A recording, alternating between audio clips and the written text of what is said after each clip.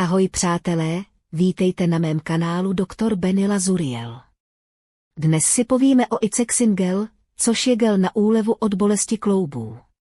Icexin Gel zmírňuje osteochondrózu a artritidu. Produkt je oblíbený mezi seniory, pracovníky před prací s počítačem a návštěvníky posiloven.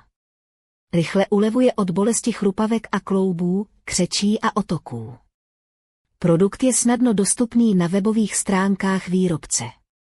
Skvělé ceny, srovnatelné s Českou republikou. Jak používat Icexin Gel? Před aplikací gelu nejprve postižené místo omýjte a osušte. Naneste trochu Icexin Gelu. Naneste na bolestivé místo a jemně masírujte krouživými pohyby. Nechte gel vstřebat do pokožky. Výhody Icexin Gel.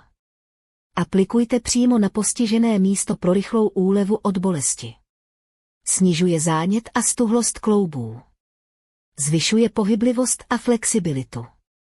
Nezanechává mastný povrch, rychle se vstřebává a nezanechává zbytky. Snadná aplikace usnadňuje každodenní použití. Icexin Gel je přírodní gel, který